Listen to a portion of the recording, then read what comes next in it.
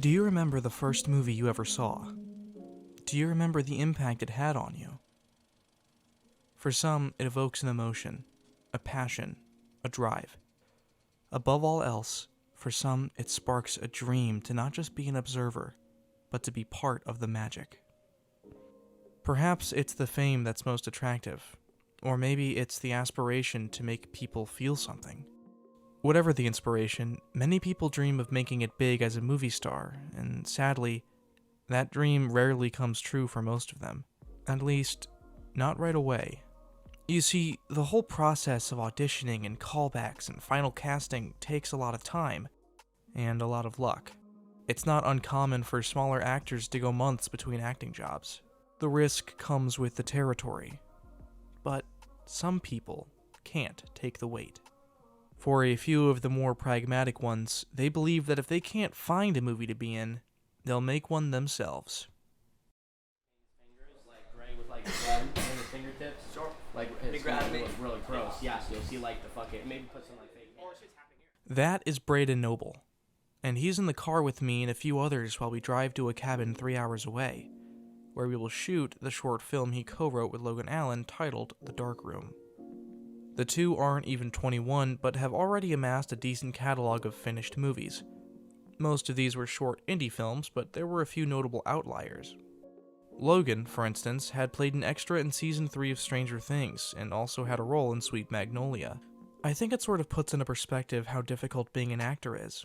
Even with large productions like that under his belt, he's still struggling just as much as any other new actor would. Braden was in a similar boat, so they took it upon themselves to write and produce their own movie and submit it to a film festival. Once again, titled The Dark Room.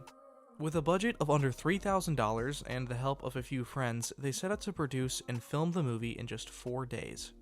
I knew Braden from high school, and when I saw him posting about the film on his Instagram, I asked if I could get involved. In addition to helping with sound, I wanted to document this unique process. 2 starving actors pulling together all of their resources in an attempt to make something that would get them noticed.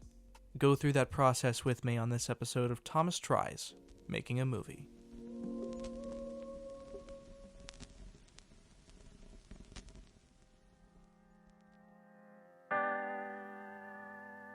According to the call sheet, the plan was to shoot 3 nights in the cabin and then one final shoot at his house in St. Cloud, Florida.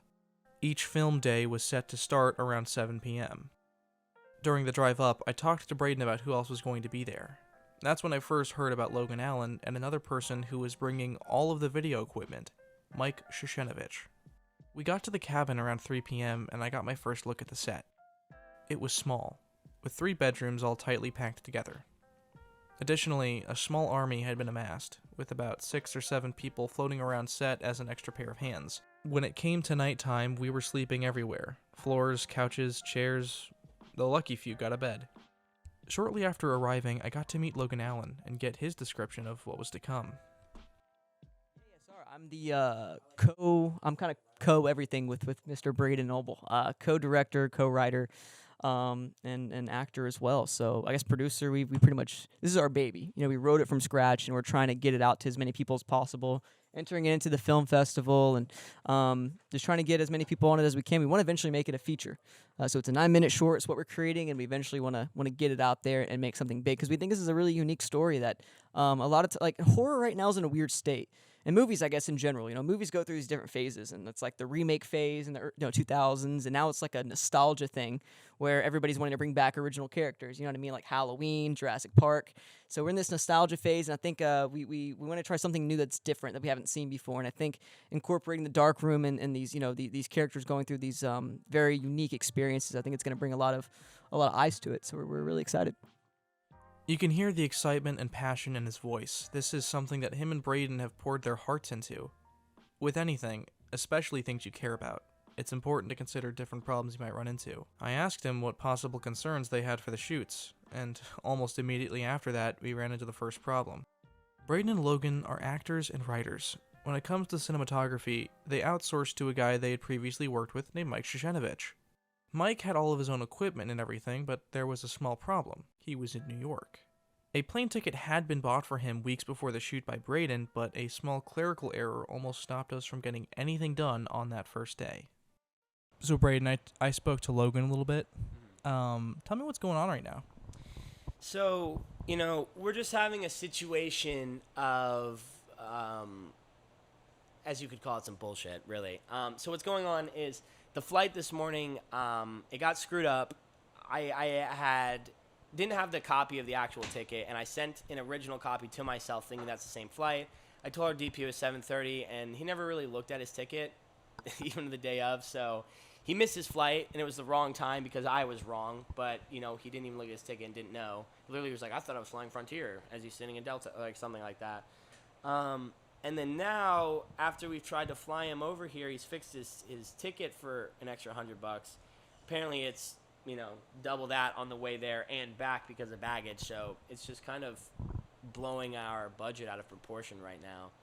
So I'm struggling with the fact of what I'm going to do here, you know what I mean? I want to help out and give him as much money. So now over budget and way past the original call time, the entire cast and crew was in the cabin waiting for Mike to show up. And it was getting late. Real late. All of the scenes had to be shot at night, so shoots were supposed to start at 8 p.m. It was now 12:30 a.m. Eventually they got Mike's plane ticket sorted out, and he showed up.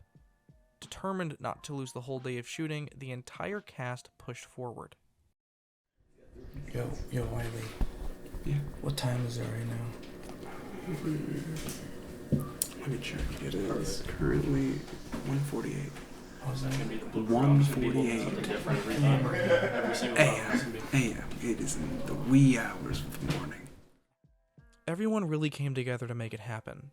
From putting lighting tape on the windows outside while being swarmed by a horrific amount of bugs, to completely rearranging the set multiple times. By the end of the shoot, it was 6:30 a.m. The sun was coming up, and all of us got some much-earned sleep. Most deserving was Mike, who went from the airport to the cabin and immediately started working without a break. The next day, I was able to sit down with Mike and interview him. Describing him is hard, but I just want you to imagine the kind of guy from New York who really wants you to know he's from New York. He's a really big team player, and despite doing a lot of the important stuff on his own, never failed to acknowledge the rest of the crew and thank us for our help. Hi, I'm Michael Shoshenovich. I'm the director of photography for this wonderful film that we're filming down in Florida. I've been doing films for like almost 20 years, maybe a little bit longer. I met Braden by working on a film that Joe Finari was doing. It was called Tribute. It was also down in Florida. We filmed that in Tampa. Braden wanted me to come down from New York, and he was going to fly me down. And I have this wonderful luck with airports and coming down to Florida. Every time I try to get my ass down to Florida to fly, something goes wrong where I get delayed. So originally the flight said it was going to be a 7:30 flight. That's what it said on the app. I get down there, and they're like, no, your flight left at 6:30. So I got stuck at the airport for about 12 hours, and it was pretty awful. But then eventually we got out here, and got out here like 14 hours later than expected, and we banged everything out, and we kicked ass, and everything looks phenomenal. I'd say we got here around like 1:10 in the morning. So, what was the time? What was the time that we were supposed to shoot? 7? Yeah, he wanted to shoot at 7. Yeah, 7 o'clock shoot time. Started at 1:10 in the morning. But you know what, though? We got all of our shit, and we banged it out in like 5 hours. Yeah.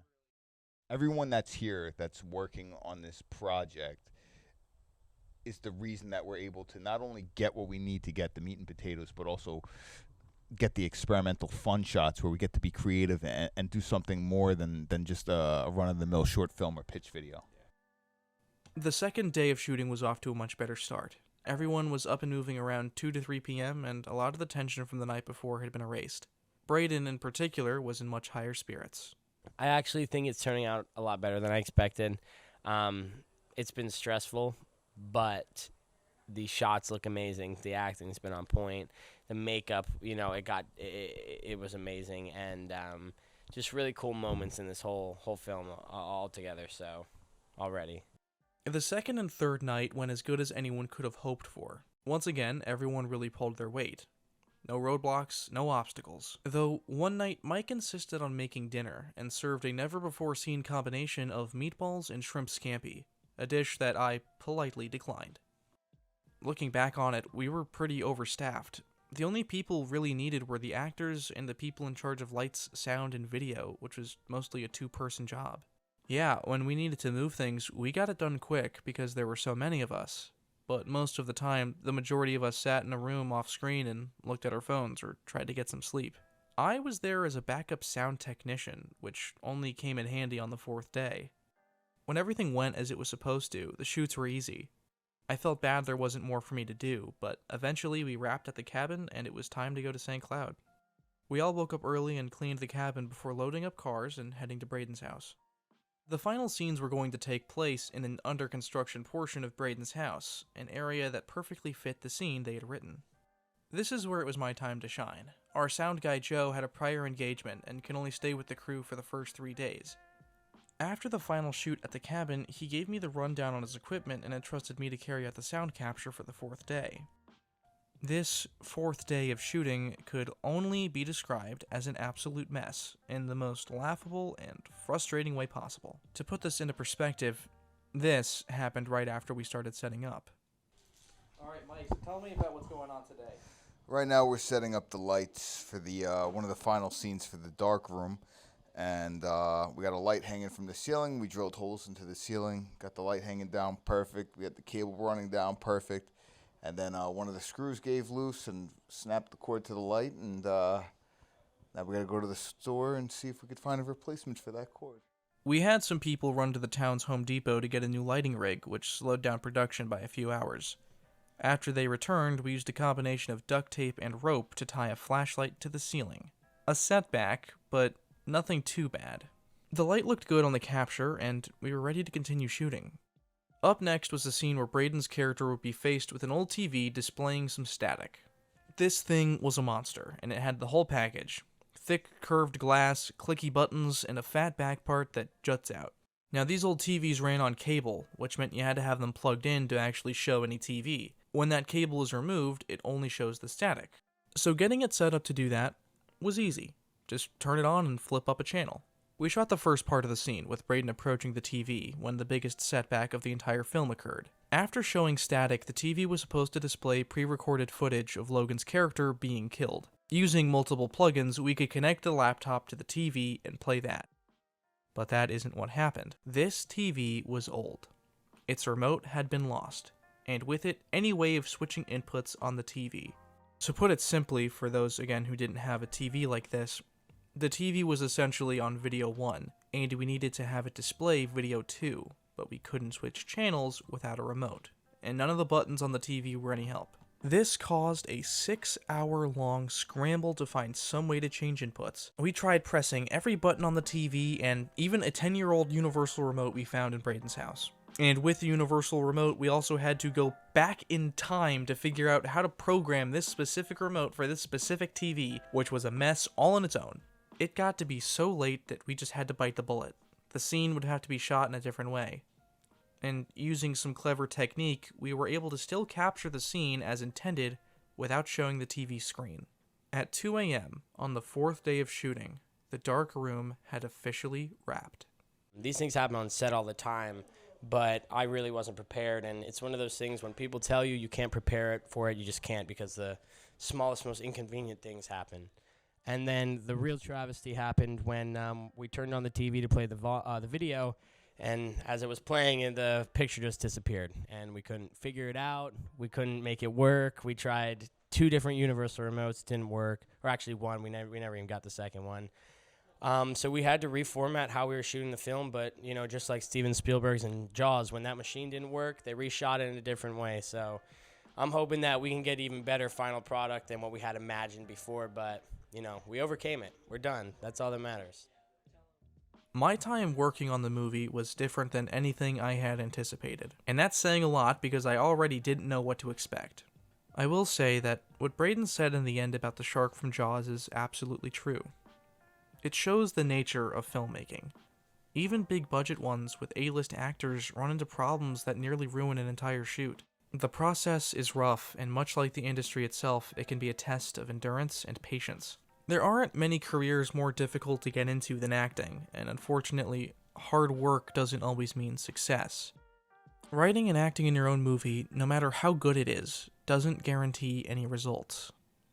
When you look back at it, and you see how you accomplished so much with so little, the fruits of the labor don't really matter as much. What does matter is knowing that you had the drive and the courage to invest time, effort, and money into an idea and make something new. And no matter the result, that has to feel pretty damn good.